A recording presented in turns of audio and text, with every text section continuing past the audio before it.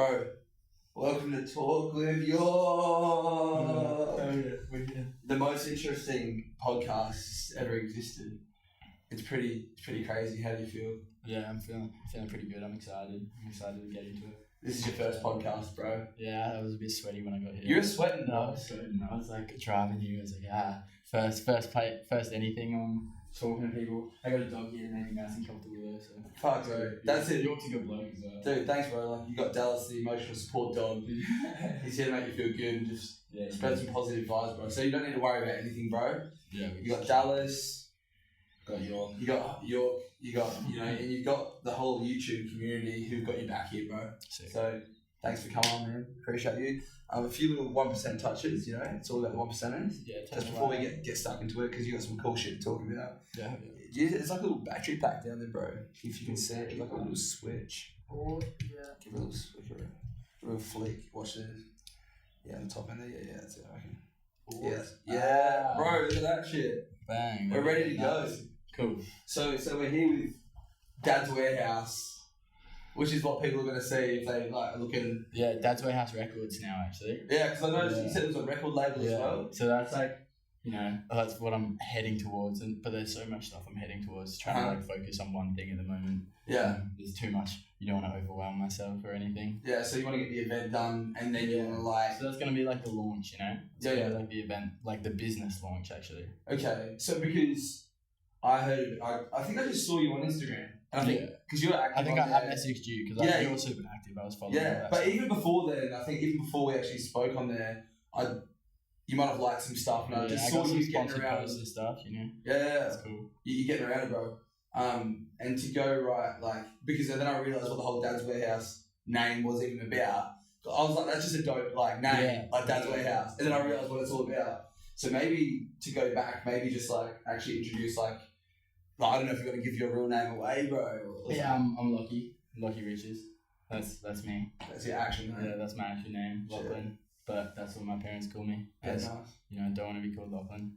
I'd rather Lachy or Dad's Warehouse. Nice, bro. Keep it short. Yeah, but like at the moment it's just me. Dad's Warehouse is like just me doing it. Yeah. But I got like loads of friends that help me do stuff as well, so I'm not like completely solo. Not out my own, which is sick. As a gangster, and how old are you? 20. 20. I knew you were a young buck. Yeah, so I'm a young buck. Got that youthful fucking vibe going. 1999. I fuck with it. 99. Yeah, it's not quite a millennium baby, but like lived through the millennium, so yeah, you can pretty much be a millennium baby. Absolutely. So, like all my friends are like 2000 babies and stuff. So bro, it's 2019. You can be whoever the fuck you want. You know what I mean? Yeah, I'm just saying, bro. Call yourself whatever the hell you fucking want. Plus, you're on Talk with Yorke, bro. You know what I mean? You don't fucking judge. Hell yeah. So the reason I got you on is because you sent me a message and you were keen, which is dope, and I like the way that you actually approached it. Because since I've started doing it, I haven't done that many of these videos, bro. But I've had a few people now, like rappers and stuff, message me to try and come on. But a lot of times it's just like, hey, bro, I really want to come on and talk to you or whatever, which is like dope, and I can appreciate it. Like that's so cool that people like fucking see the value of it. But I feel like you had a story you wanted to share. You sent me like a press release and stuff. Yeah, I saw the value of you. Appreciate it, bro.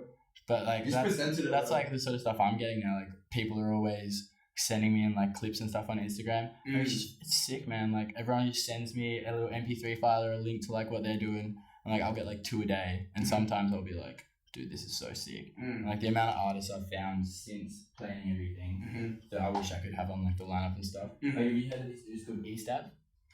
Just one. They're playing Adelaide. They're playing Listen In now. They just won like Unearthed. So and they're sick, man. It's like full like trap. It's like ASAP Rocky in like 2013, but like from Adelaide and now, Damn, so it goes hard. It goes hard. Full like trap banging like club hits, Shit. So you get that vibe, bro. Like when you start to create a platform, that's what I've noticed is like when you're creating a platform and it's genuine, you're actually trying to create value, and we'll get into that in literally in a second, so people actually know what we're talking about. But when you create a platform, like the people just start coming to you. Yeah. You know what I mean? It's like you're sort of going out there to try and build something, but then you start to actually provide real value for other people. Then all of a sudden it just becomes a lot easier because like people see that. They see this is a genuine platform that someone's creating to help people like us. So it's like passion works through, man. Like people see passion and they're like, if they're working with it hell hard, like I want to fuck with it hell hard, and like you know, people vibe off that sort of shit. That's how cool. And heaps of it's energy, like it's weird how some people get put on sometimes. It's like they might not be the most, like they might have the most clout, most followers, and nothing like that. But if people like, if that dude who's like putting people on fucks with your energy or thinks that you're genuine and thinks that like you're actually trying to make an impact, then maybe they'll rather invest in someone like that. Well, like, do you tell, like, even from like the message, when people message you, like whether people are just like doing it to, you know, just like send their shit out and just be doing stuff, or whether they're like hell about it and they're like trying to do what they want. Like some people message me and they're just like, hey, listen to this, and I'll listen. I'll be like, oh, it's not very good, you know, but like it's not very good. So you gotta be honest, man. You can't like lead someone down a false track and be like, dude, it's hell good, and then when they're asking to play at the like next show I do or whatever, I'm like, you know what, like actually don't really want you on the lineup. Yeah, they're like, why, bro? They're like, why? You said I was so good, and then like, and you can say that nicely as well. Just like keep doing what you're doing. Like you don't need to like burn them straight. Yeah, don't burn them, but like. Just be like, yeah, man, keep doing what you're doing. Like, maybe seek some help with, like, the production and stuff. Because that's, like, a lot of people, if they're doing shit in their bedroom, it's just, like, bad quality. And, like, that's what makes it sound shitty. But, like, if it was done, like, properly, it'd be killer. Yeah, like, you hear the performance, like, the actual, like, vocal performance they're giving you, like, fuck, like, there's something dope about that. Yeah, and, like, that's the cool thing about, like, rap. Like, rap is the main instrument, you know? And it's, like, so many different things can be done with rap. So like people are sending me all different types of like music, like it's like trap, soul, like just genuinely like a melting pot of just hip hop. Yeah, because I actually like noticed, like maybe we'll go back. So because people are like, what the fuck are they talking about? Yeah, take me back. They're like, who the fuck are these motherfuckers? So maybe let's just kick it off with like, what is Dad's Warehouse, bro? Like, what is Dad's Warehouse? Where did the idea come from? And like, why are you doing that? We're gonna get to that story about Dice now as well. Yeah. So like, I'm doing a course at Music SA. Dice for it, shout out again. You get another fucking shout out, bro. He's involved. I'm gonna start charging him, bro. Shout out, bro. But yeah, so I'm doing the course at Music SA. Shout out to Music SA. Music SA is sick. And then like one of our assignments was to like plan a show, like do a show, and then I was like planning this like Dad's Warehouse. Dad had just bought like this big warehouse for storage, and I was like, might as well like try plan something really cool, and then like just took off a bit more, you know. Juicy, bro. Yeah, and just rolled with it. That's lit. Yeah, so genuinely started as an assignment, and now it's what it is. So you're a Music SA, and like you study, what are you studying? So Music SA is just like the music industry. Yeah. So it's like okay, so it's business side. Yeah, it's like the business side and just like how to get your band to like that level, or like how to market yourself and all that sort of stuff. Publishing as well. Well, and it teaches you absolutely like everything about the different things you need to know and do in the industry. You know? Which like I always wanted to do stuff with music, but like I haven't been making music and I haven't been involving myself with the scene, because like, you know, the Adelaide scene is super about like bands and you know, that sort of stuff, which is super cool. I'm starting to figure that out. Yeah, people love the bands. Yeah, like, people turn out for bands. Yeah, people turn out for bands and like will go to like a Crown, but like you can be a super basic band playing like 4 chords, you know, does, and then you can go play at like Crown and Anchor on a Wednesday night whenever you like, just get a gig anywhere. But you can be an absolutely sick rapper, like Indigo, man. Indigo's wicked, but like it's got like nowhere really he can go perform live. Yeah, totally. Which sucks. But I saw him do like a gig at, like, to what you're saying as well, like one of the spots that people can go is like the Grace Emily, and like they'll pretty much let anyone perform, but it's like he's outnumbered. It's an open mind, but like he would have been the only rapper, bro. Yeah. Like I know another guy from England who was like, he's trying to move to Australia at the moment, and he was like here for a little while, and he was like dope, like he had like a grime vibe and shit, and we went out, and you know, I just played like singer-songwriter vibe stuff.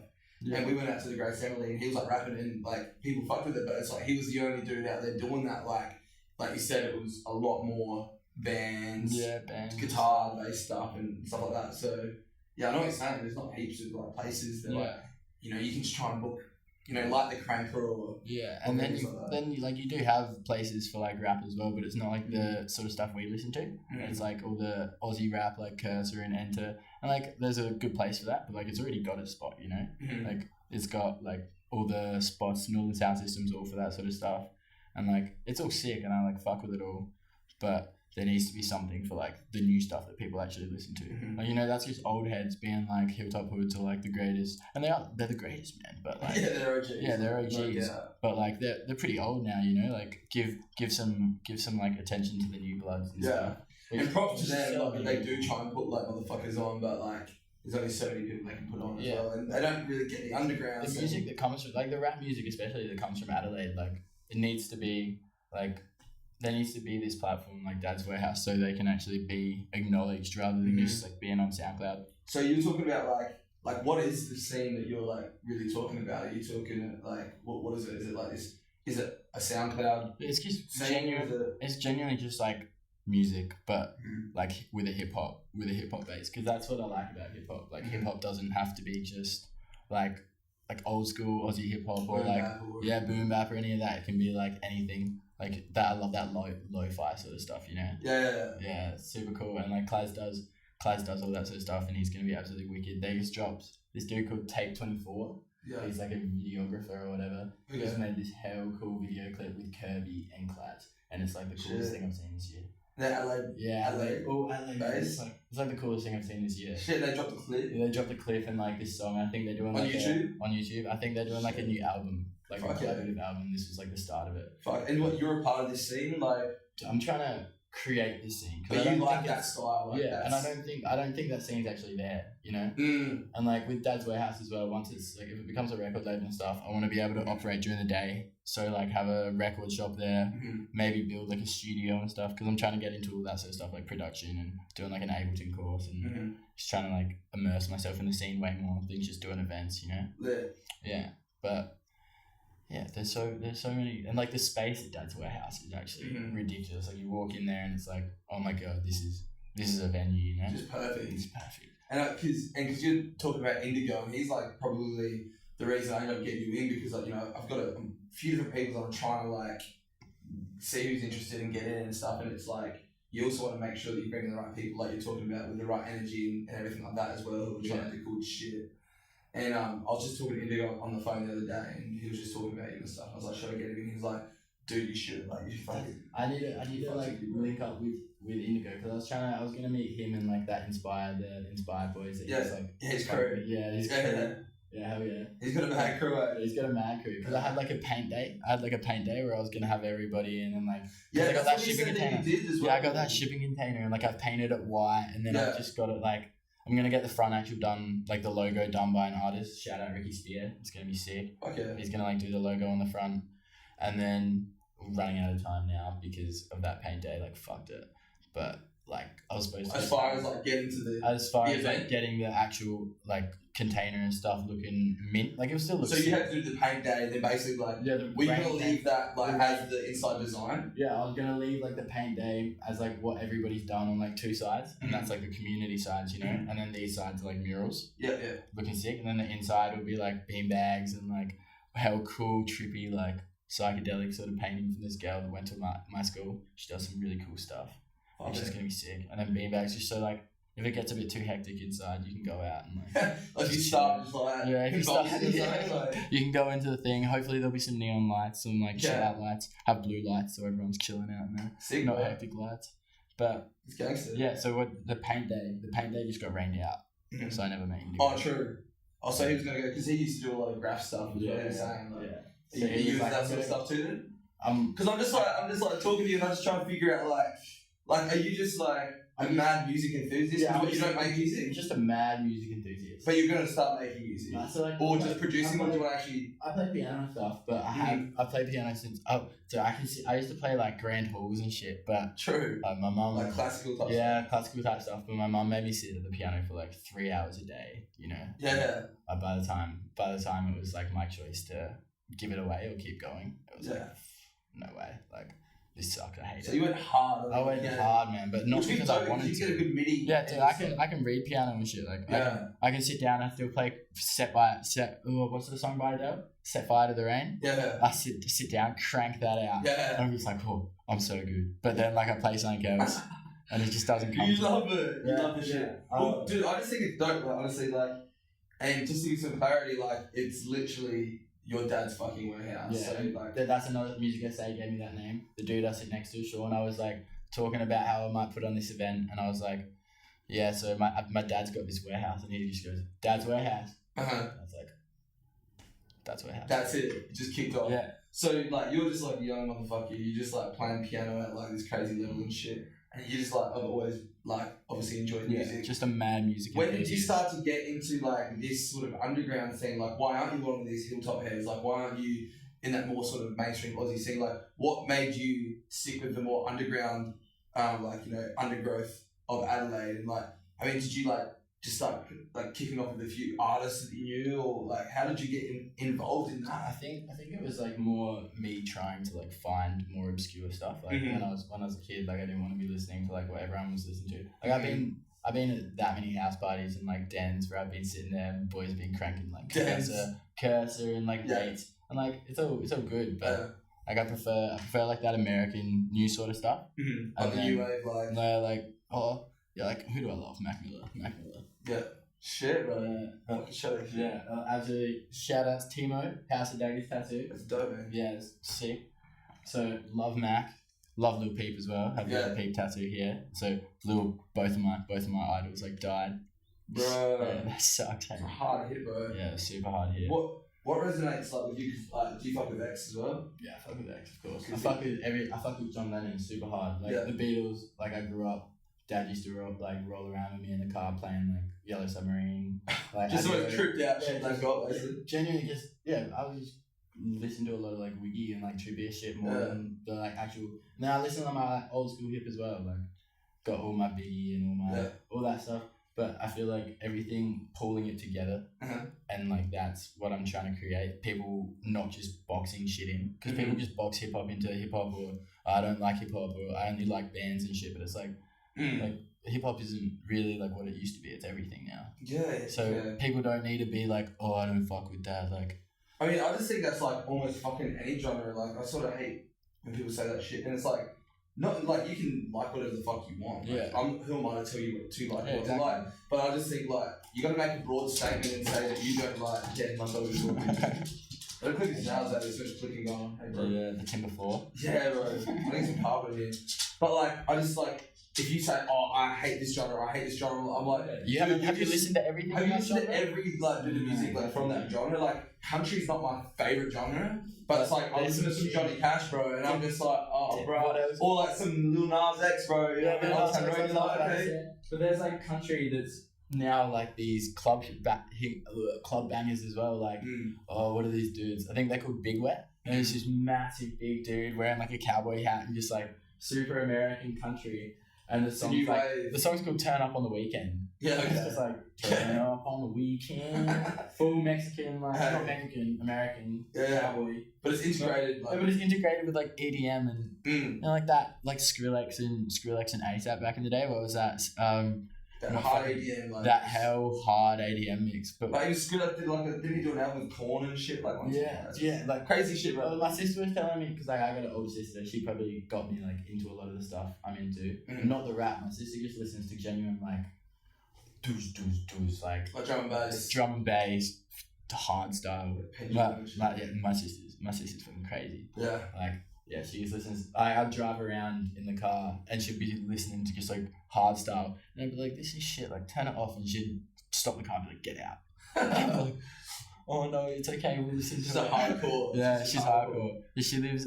She's like in England right now, just traveling Europe, working for this company called Stoke Travel. Yeah. And it's like a party travel company.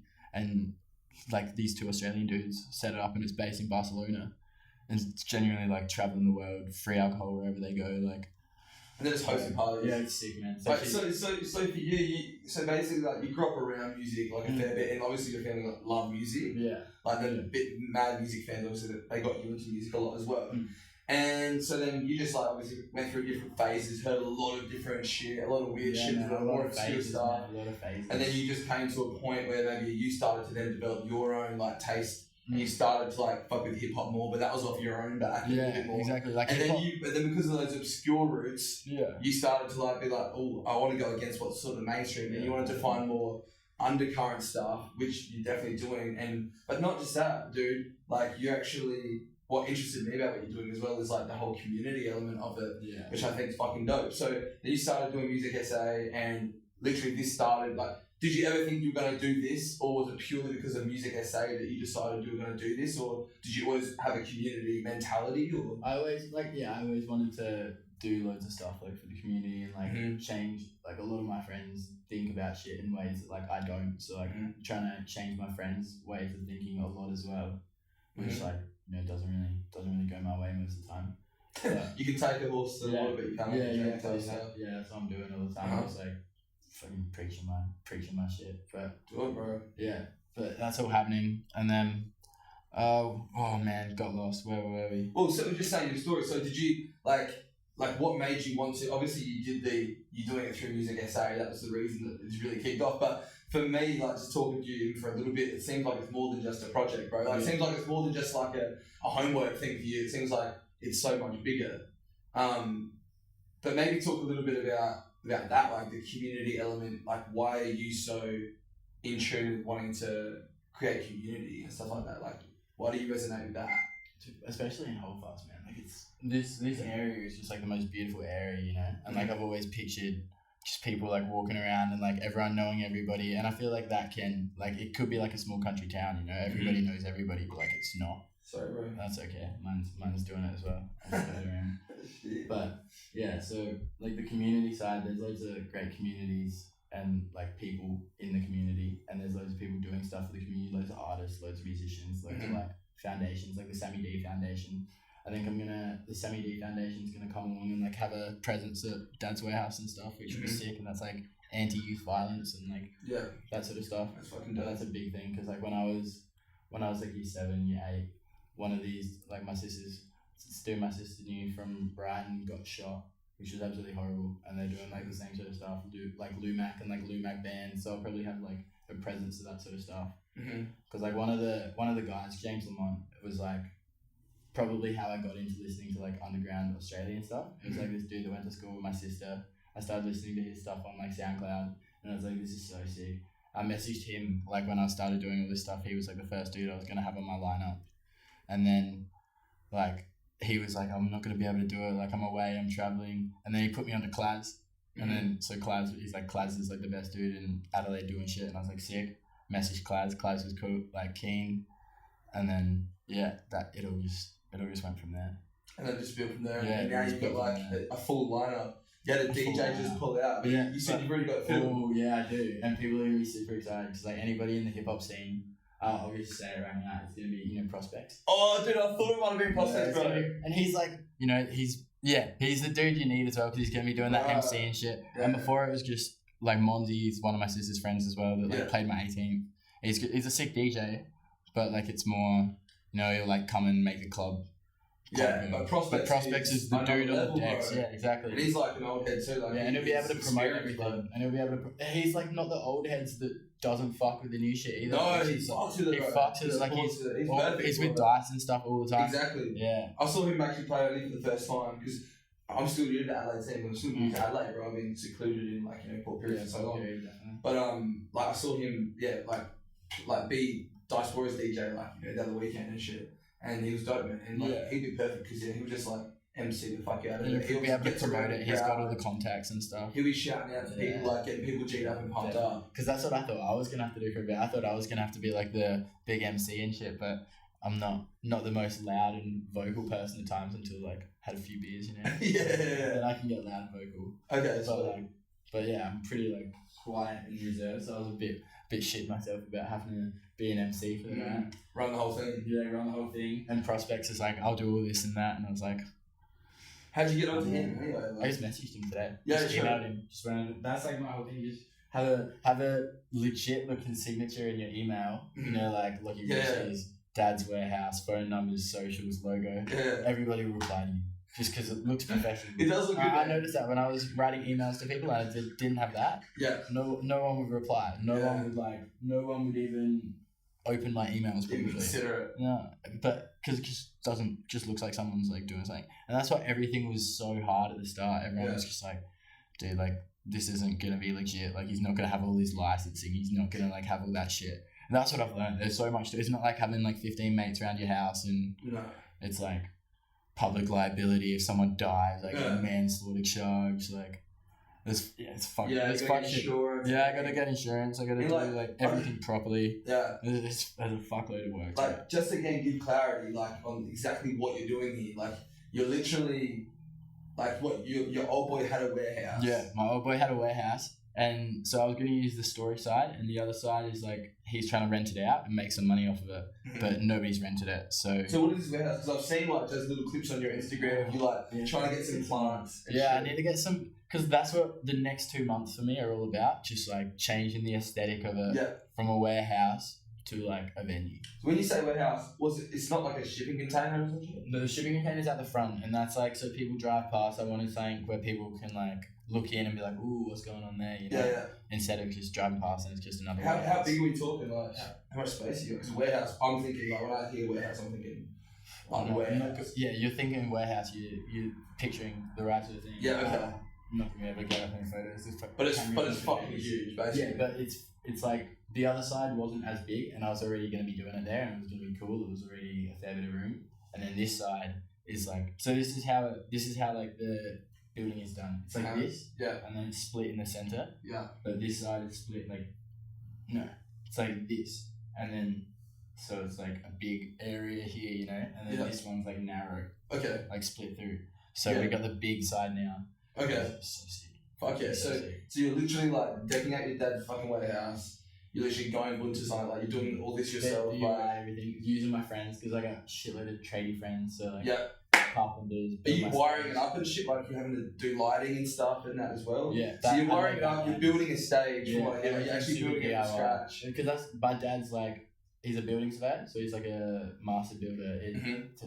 My dad can build anything. And he can also help you out with the like licensing side stuff. All that, because he's a surveyor. Like dad worked out my capacity and stuff. He just does a line and like the dimensions of the building. Yeah. Does some maths, does some like multiplication, and then he's like, alright, you can have 322 people there max. Yeah. That's like what the space will allow. That's legally what and then he's like, this is how many toilets you need for like men and women, like 4 toilets, two for men with a 1.8 meter latrine.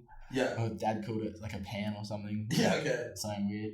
So he knows his shit. He knows his shit. So you're literally like gutting this fucking warehouse, like wiring it up, like literally. It was gutted. It was gutted? It was gutted. Like the side, because he was trying to rent that side out, so it was completely empty. This side was the opposite. This side I would have had to like get rid of everything, and that would have been super hectic. Okay, but your vision is to literally like take this empty space and turn it into a dope fucking it's called the exhibition, right? The exhibition. So it's gonna be an exhibition, like showcasing Adelaide's. You got murals. I want to say urban artists for people instead of just like hip hop artists, because like China Roses. Have you heard it? They're like one of the people. Only from your lineup, hopefully. Yeah, but are they more in a pop? Yeah, because I just voted on the SA Music Awards and I saw her in the pop category. I'm like, I just saw her name. Yeah.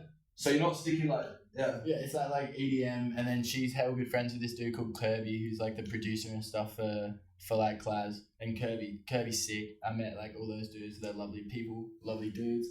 And then he's friends with China Roses, so like they have this song called Always. And it's kind of like rap and EDM, like it's blended, you know. Dope, It's not just hip hop and like that old school shit that loads of old heads would be like, oh. Like, I'm not going to see that. What the fuck is this? This isn't hip hop. This isn't hip hop. This isn't rap. You're destroying it. Yeah, you got to make it as if it's still in the 80s, too. So that's why I want to say urban artists, so I don't get like, I don't get all these old heads being like, fuck you. Well, even Indigo was like that. He was like, I guess I'm a rapper, but he's like, I'm a musician, you know? Like, and I think that's what our generation are doing a really good job at. Is like not limiting ourselves to like one category or the other. Well, it's like look at all the shit that's out there now. Yeah, exactly. It's like why not just like why put a wall in the way? 100%. So I just think it's dope, man. Like fucking serious props to you, because for like a 20-year-old dude to like literally have this vision of like I've got this space. I'm going to like literally like from the ground up build this into a dope venue where I can host. Basically have a fucking venue that creates a platform for people that don't have one right now. Dope musician artists to actually come and actually exhibit their shit, get their art out there. Yeah, definitely. It's similar to what I'm doing with this, you know. I feel like it's just creating a platform to help people out. And I feel like it all ties together, like Talk with Yorke, Dad's Warehouse, Indigo, Inspire, like Diaspora, Black, Playback 808. All of it is that like same sort of coming together, and like that's a scene where it needs to like find a venue, it needs to find a place and like a home. Because you got some playback guys as well. Yeah, I got Ajax, Ajax, and Ness. Yeah, yeah, I'm keen. I hope. I know that Ajax working on a new track right now. He's waiting for Dice to drop his verse on it. Dice says he's gonna come up on stage and drop some tracks with the playback voice. So yeah. Same with Kirby. Kirby's like, I'll be up on stage with Class. So that's what's gonna be sick, man. It's not just gonna be like it's. I could have VIP tickets and shit, but everything is gonna be VIP. Everybody there is gonna be like walking around, and the artists will be like in the crowd, chilling, and like. If you're an artist coming up, you can be there, talk to like these dudes, be like, I'm making music, like it's just like people like networking, man. Yeah, networking sick. And community, and like you said, I think in like the press release, you said it's not just about like the venue for artists. It's like you want it to be like a community fucking. Yeah, dude. One day I want to have like a little, like those little backyard half pipe, quarter pipes, whatever you want to call them. Yeah. Get like one of them. Like out the front, but I'd have to get public liability and shit. Don't want to get sued for like a broken bone. But your old boy could hook you up. Yeah, my old boy could hook me up. And that's like dad at the moment, because dad's like the rich stay rich by like not spending their money, Or my parents' money's tied up in like investments, like the warehouse and all that sort of stuff. So like they're not just like giving me out money here and there. Yeah. So dad's like, this is what I say. Dad's investing in his son. Yeah. He's investing in me because like I wanna.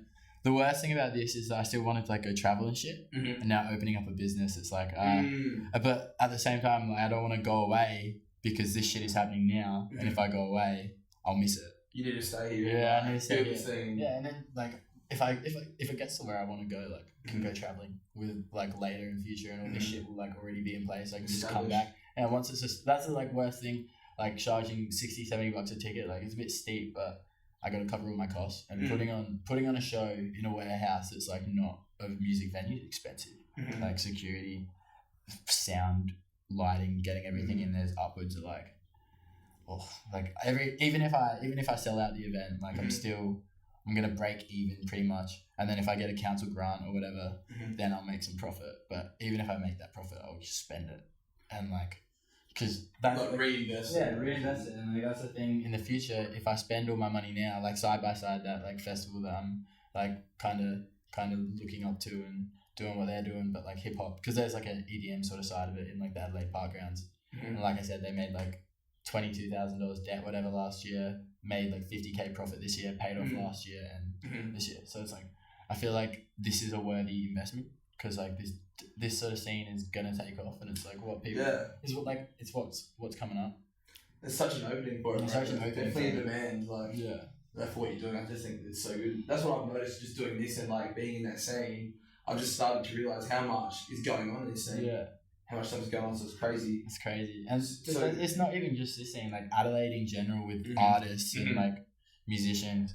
Like everybody's just doing so much stuff. Like this dude called Ministry, I've been talking to, like does these paper paste, like stick stuff on walls. I think did stuff with like Class and just like goes and sticks how cool like stickers on stuff.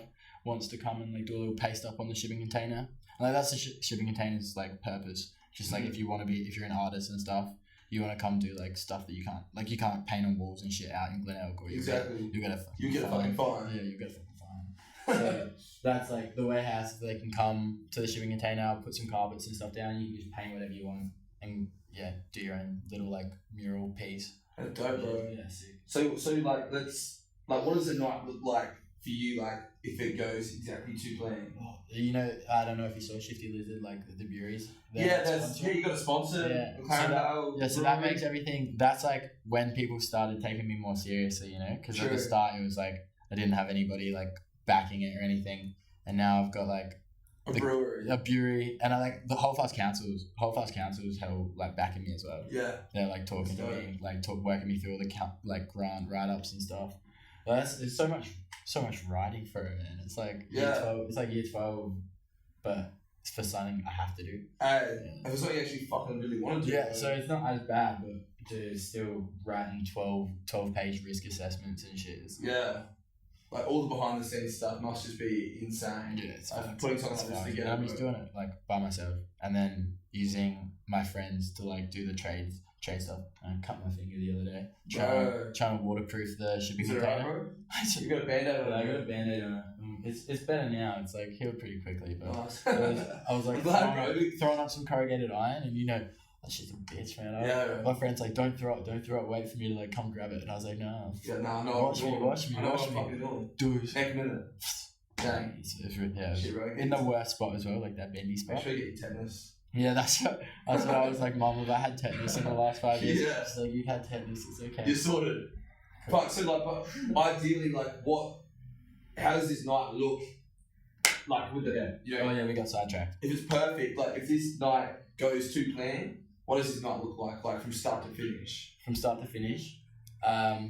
So just for people who are watching who are thinking, what's this event going to be about? Because they've never heard of it before, or is it something that's brand new? So if someone is thinking, okay, well, what's my night? What's my experience going to be? What's your night? What's the experience going to be? Your night, you're gonna rock up at. Is there actually drinks because you've got this sponsor? Yeah, there's Shifty Lizards. Yeah, I got my license. Shifty Lizards doing all that. So yeah, that's you'll walk into the warehouse, and I'm gonna like put like black stuff along all the fencing and stuff, so it's not people can walk along the street and like look in, and it'll be like a dodgy little setup. And then I'll have like another like maybe gates or something, so people will walk through that. So it's like a proper entrance and shit. And then behind your little entrance, you'll walk in. You'll see the shipping container all painted up.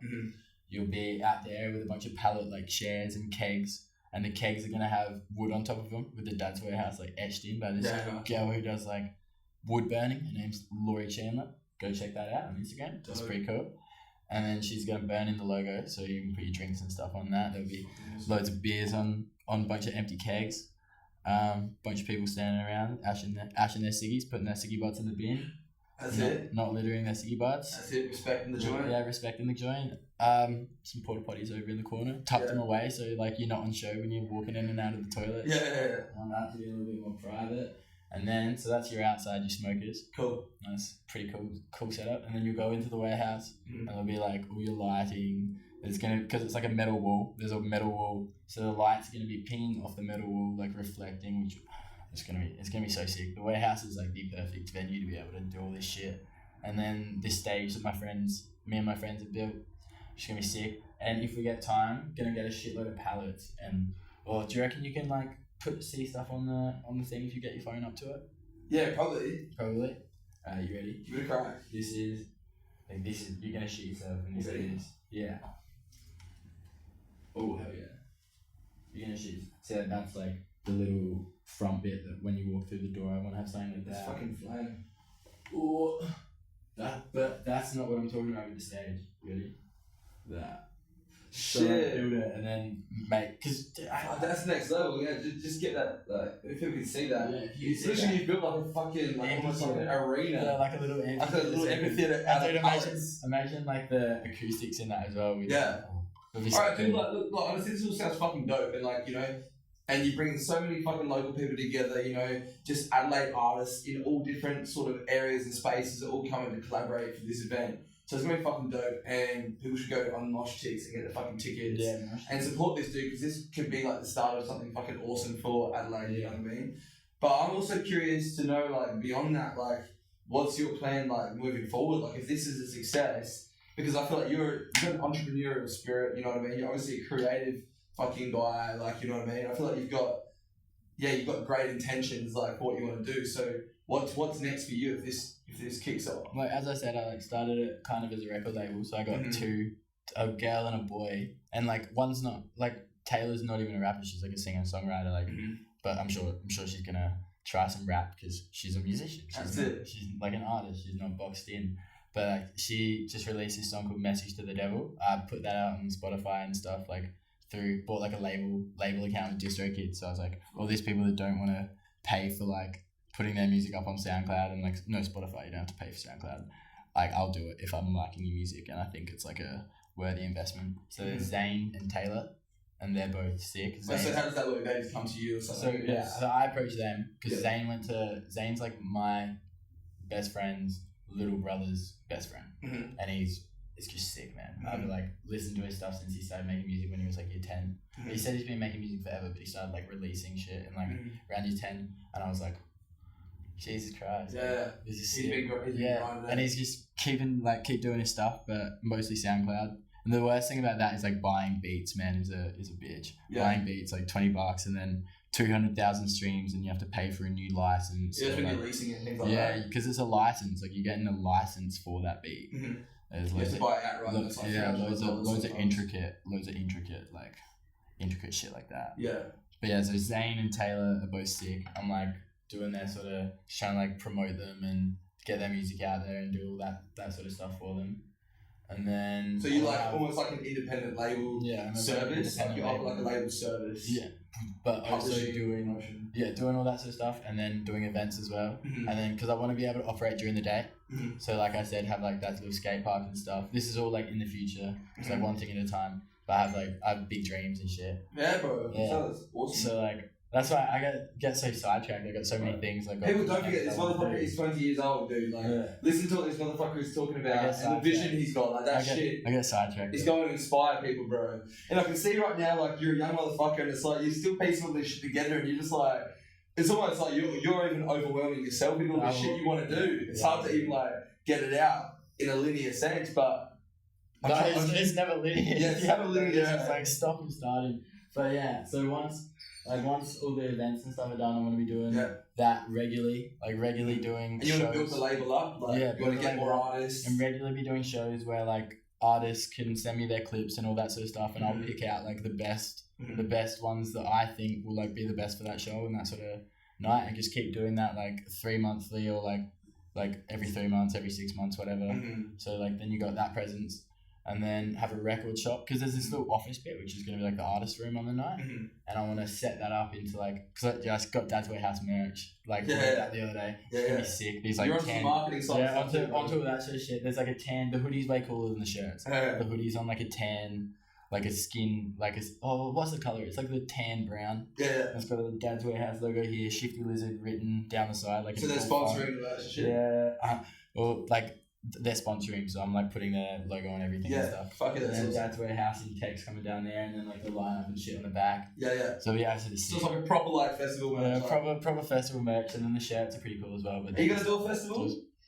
Do one day. Like I feel like that's almost like the natural like evolution for you. Because you can totally do it. If I was doing a festival, I reckon I'd rather just like get involved with a festival than like doing big stuff. But I hate. Oh man, bro. I just feel like with you, bro. I just feel like with you, you'd end up just holding your own, because like you wouldn't be able to find the right type of people. You'd be like, oh, I've got my vision, because I just feel like you've got your own vision, like pretty much. Everybody has festivals these days, like Action Bronson, like Maddie Madison, who's like a chef, just did like Maddie Madison's festival. True. Tyler had his like camp vlog and all that sort of stuff. And they're an artist, but now they're doing a festival, and because they're friends with all these dudes, they're just like come play my show and stuff. And that's the thing, like come play mine, I'll play yours. And that's the cool thing about the LA scene. Like everybody should like know each other. And everybody can know each other. And that's the thing. Like all the artists are gonna meet each other. They're gonna be in an artist room, hopefully like vibing with each other. So like it's not just me bringing people together; it's bringing the artists together as well. So like, there's loads of opportunity for them to make more music and whatnot. Definitely, man. You know, you never know who's gonna be there that's gonna inspire you. You might just, and I like your vibe of like the artists are gonna be mixing with like the crowd, and I feel like that's a hell of Adelaide fucking thing. You know, like there's lots of venues in Adelaide as well where it's like you're basically always in arms length of like a lot of performances and shit like that. Like even if you go to the Cranker and stuff like that too. They're literally right there. And, you know, then you can just literally hit them up, hey, do you want to fucking collaborate? And, like, it's just that simple. And it's that simple. You could be that catalyst, you know, this event could be that catalyst for, like, a lot of dope music. Yeah, definitely. To sort of come out of it. And, like, that's like, one of the things I'm seeing from it. Just, like, people coming together and... Because there's so many different types of music and, like, different types of rap. Like, there's Treason, who's, like, a Scottish Post Malone. There's, like, Zane, who's, like, these deep, like, spiritual sort of, like... hard hitting flows, and then you got Klaz, who's just super like smooth like lo-fi sort of. Everyone's just gonna be sitting there like bopping, and then you know China Roses, and then Bizza's genuinely like this little like girl, but spitting some fucking tough bars, and, like speaking big girl bars, big girl bars, man, big girl bars. So like I'm super excited to like, because all these artists I've been talking to them and like. Her label, I had to talk to some label to like in LA to book her, and her art was being done, like this album artwork for this label was being done by Mac Miller's brother, and like I was like, What the actual fuck? I fucking love Mac Miller. Like, have done forever. Like, I follow his brother. I follow his brother on like Instagram, like Miller McCormack. I'm pretty sure his name is. And that's insane. Yeah, he's doing. Adelaide chick. Yeah, this is an Adelaide chick, and he's like doing the background. People around there, bro. Yeah, it's small world, man. And like this girl, Little Bo Weep. Have you heard of this girl called Little Bo Weep? Face tats, everything. Has like shit. She's famous, man. Like she's like knows Lil Peep, knows X, or knew all these guys. Shit, really and good. now she's got like face tats over there. She's making music. Unaloo and Lil Bo Weep. She's like bringing grunge back, man. Like she just released this song, and it's like apparently she's. Oh no, I can't say it. Because apparently it was exclusive info. But there's like talk of her being involved in something with Kanye. Like it's nuts. Yeah, right. And she like went. She was like this weird.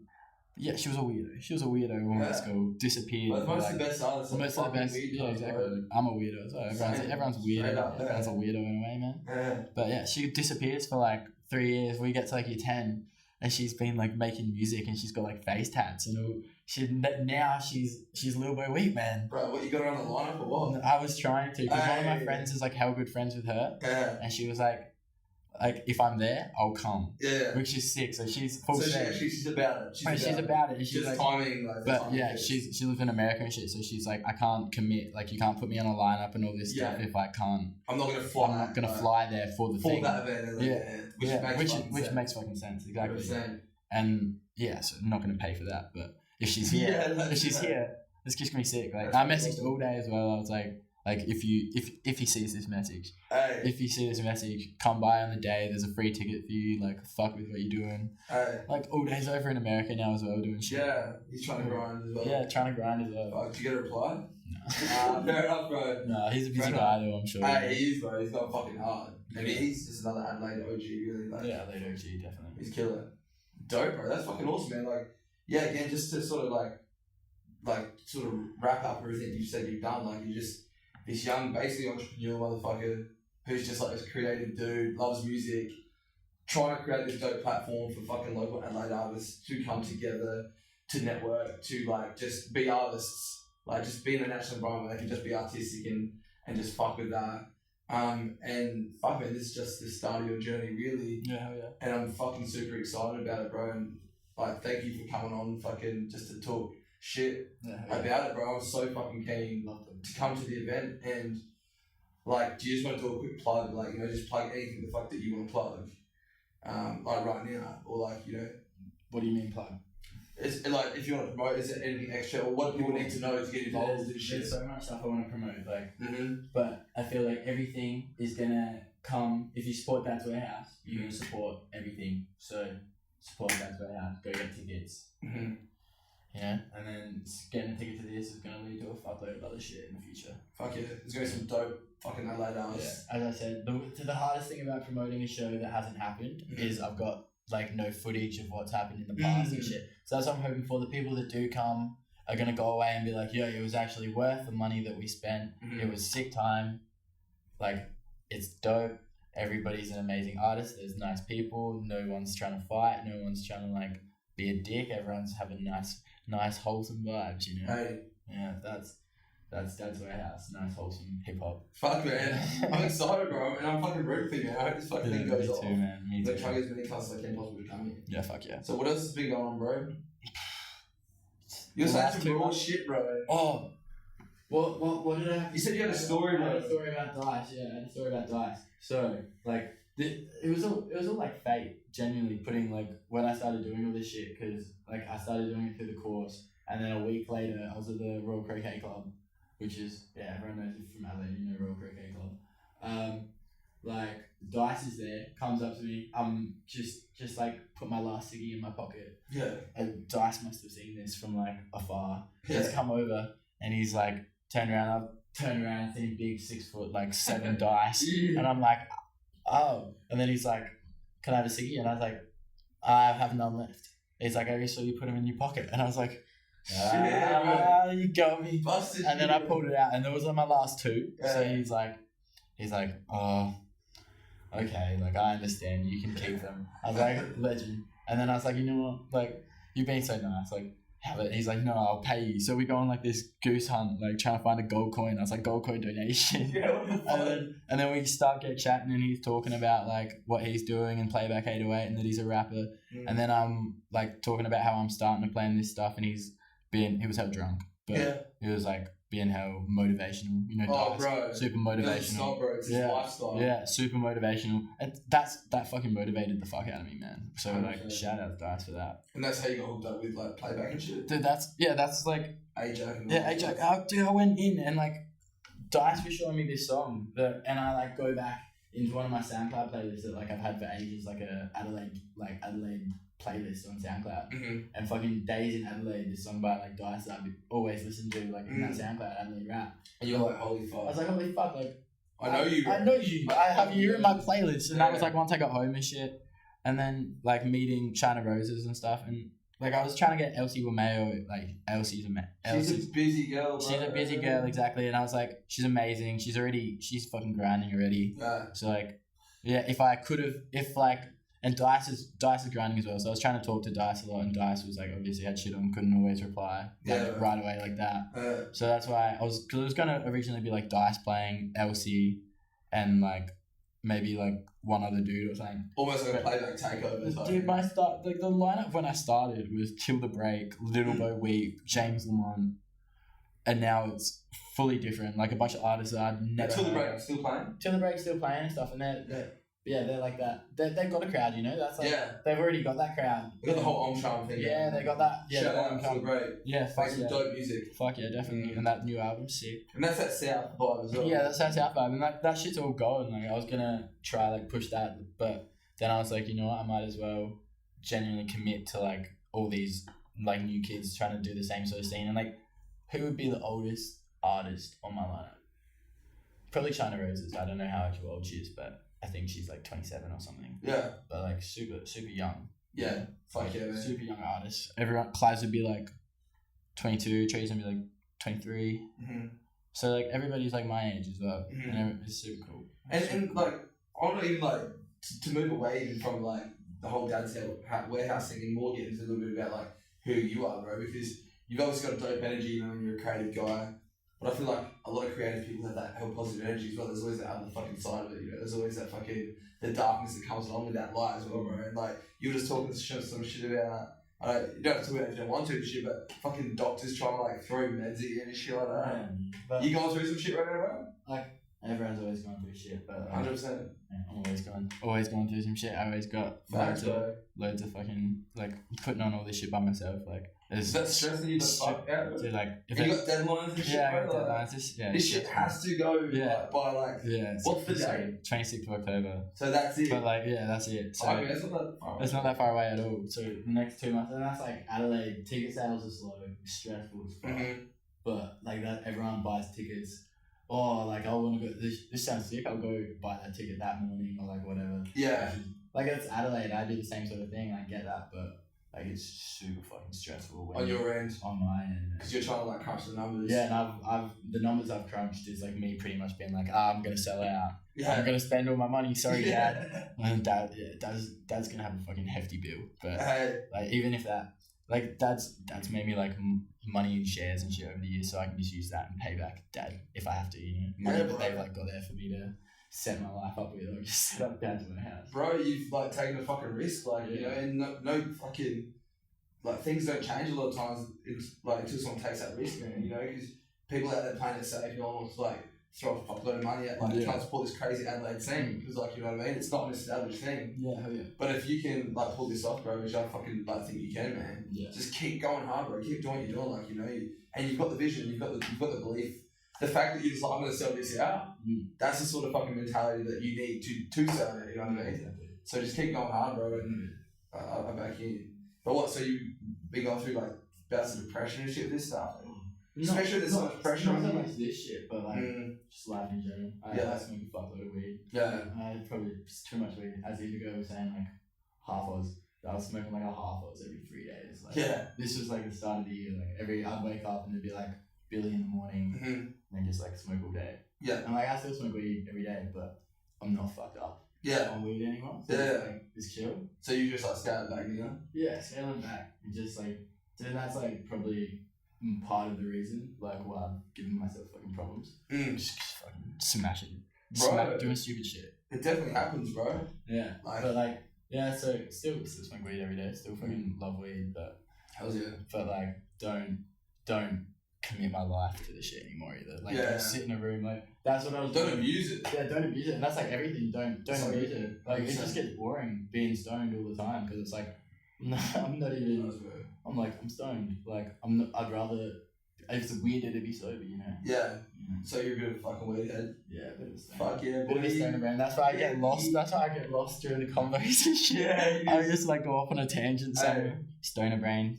But that you know, shit happens. But to be like, honestly, like for a bit of perspective, like I'm only 25, so I'm not that fucking old, but like I went through mad like weed phase in my life as well, bro. And it's because you get to that point where you smoke a cone and then. But for me, it was just like I was smoking so many cones on top of cones. But now I'm just like, if I smoke one, I'll just be like, okay, I'm high. Yeah. Why do I need to get more high? Yeah. Like, if I'm already fucking high, just enjoy this. Just learn to enjoy the actual high instead of just being like, it's all about how high can I get. Instead of the billy hit as well. Because I feel like that's what like I used to like a lot, even more than getting high, just like having a billy. Yeah. Oh yeah. It's a culture, bro. Yeah, it's a culture. And like, so like, it's gonna. Would you ever get into like selling weed? Like, I mean, like legit, like if the industry changes, you know, do you think you could like carve your way into that market? Because you're showing me that guy. Yeah, I want to do that sort of shit with Dad's Warehouse as well. Like, I'm selling like smoke essentials papers and shit. Like Billy T, shout out Smoke Essentials.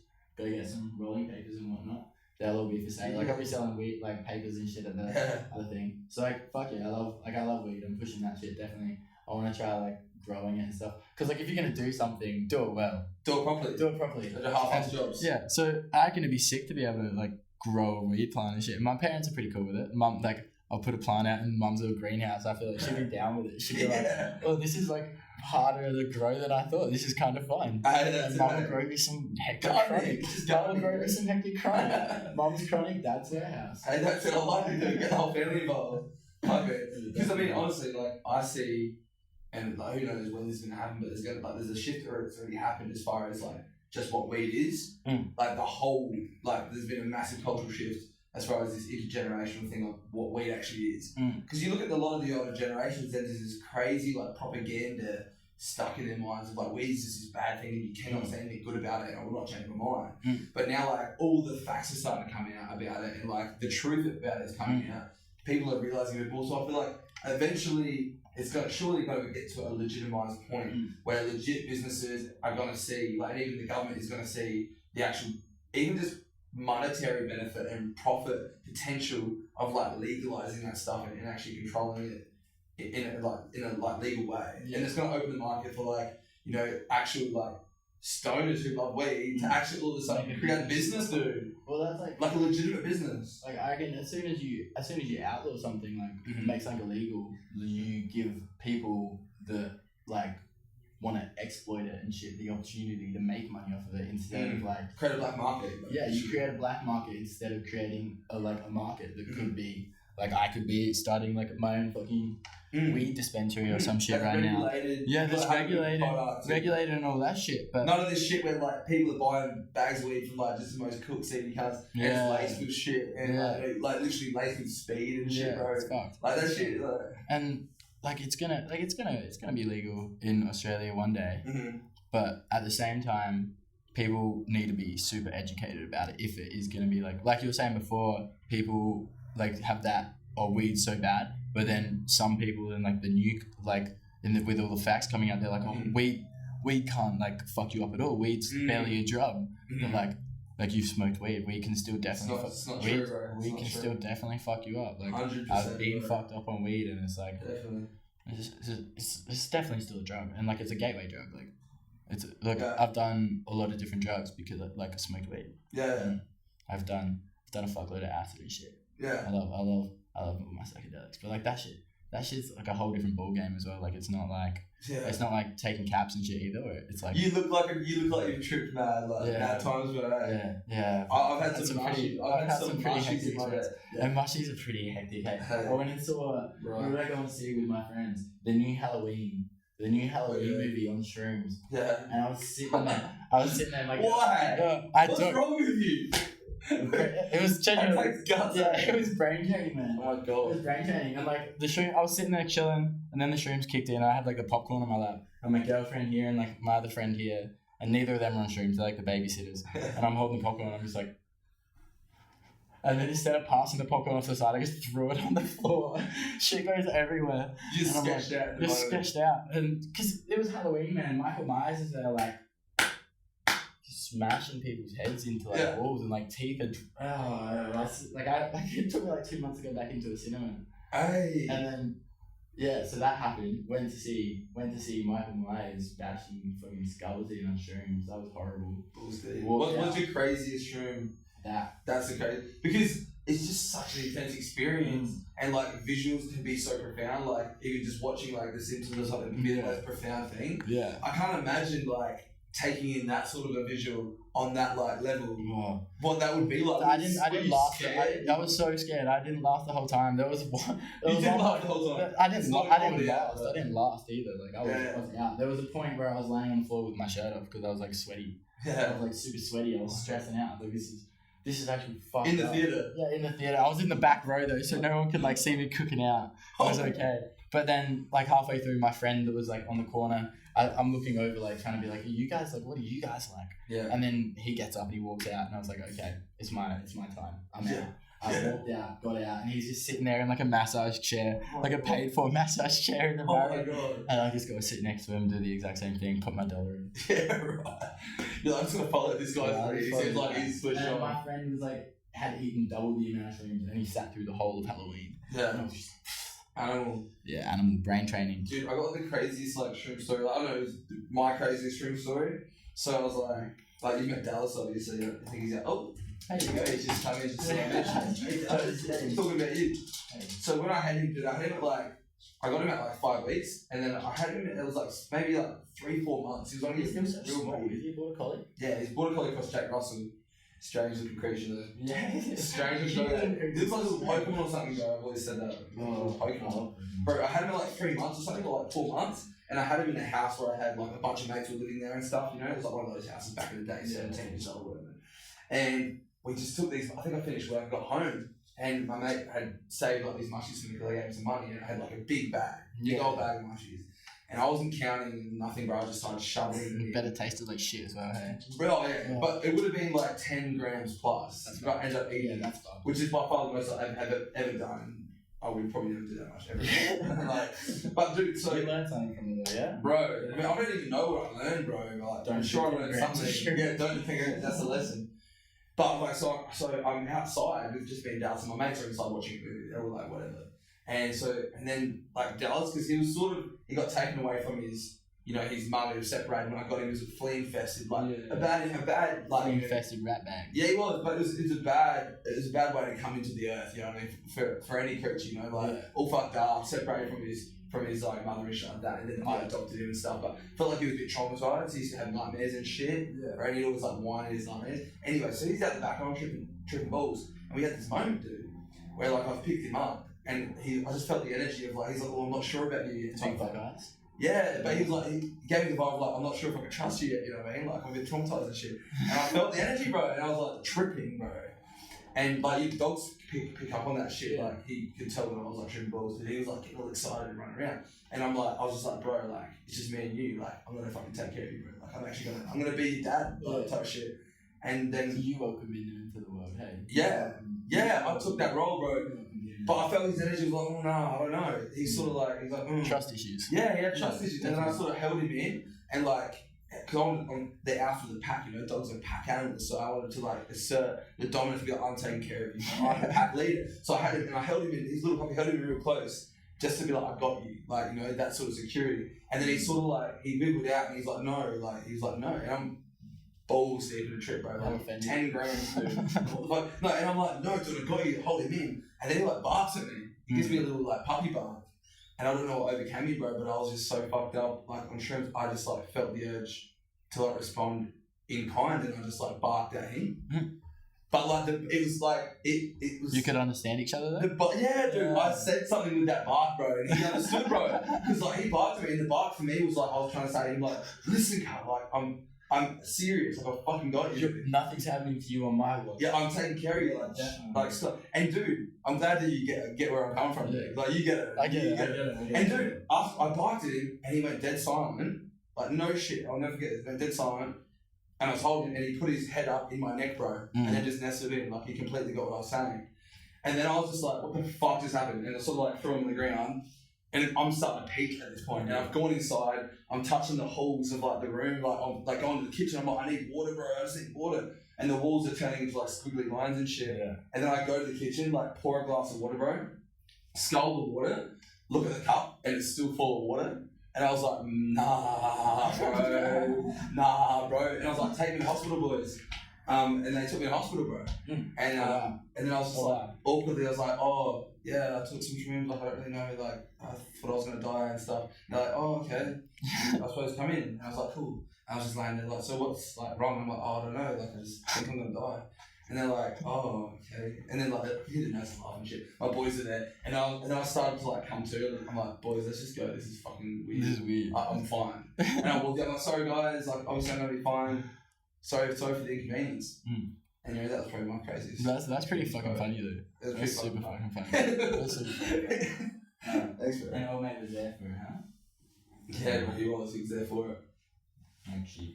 But that was lit, bro. So fucking dope, man. It's been a dope podcast. I'm glad you've had a chance to hopefully promote the event too, bro. I'm super stoked I've been able to come on talk with you. Thanks, bro. Thanks for coming on. You're fucking savage. Like, seriously, what you're doing, young age, like, keep fucking going, bro. Believe in yourself. Like, you've got the right creativity. You've got a fucking vision, man, which is like, you know, not as common as it maybe should be, but like, hold on to that shit, bro, and like, keep believing in yourself and just keep going hard, bro, because you can really create stuff, you know, with that sort of a vision. I did want to quickly talk about, because you were mentioning, you know, even talking about mental health and stuff like that, because I fucking really think that's an important thing to have open discussions about. And you were saying, obviously, you've gone through some life and general stuff, you know, as we all fucking have, man. I've had my deep dark moments too.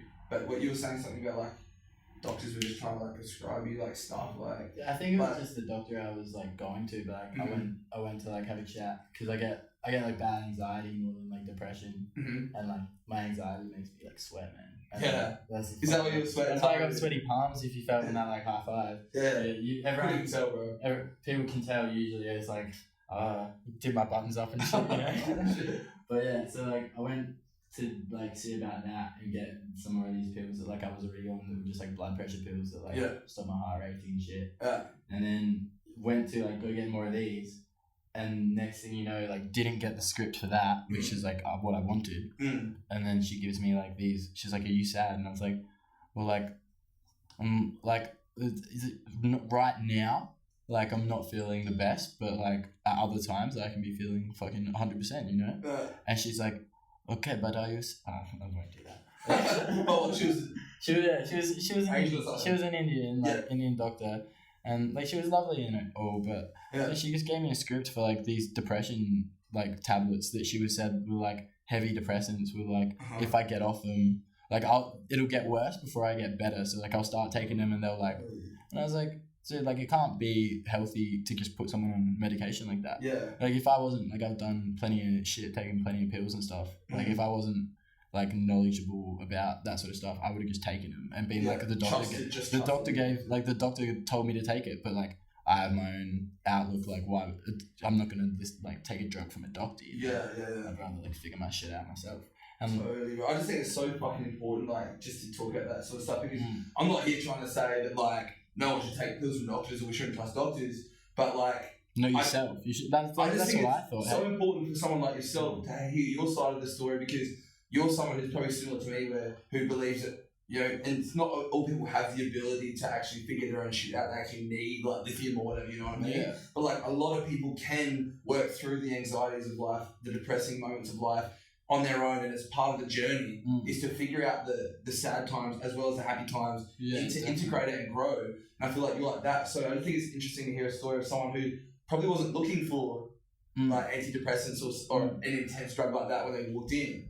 And then they gave it to me, and I was like, and it was just like that easy. It was just that easy. Well, she just said literally, "Are you sad?" And you were like, "Oh, I'm a bit sad now because I'm here." Yeah, and you're like asking me if I'm sad and shit, so like it's making me sad.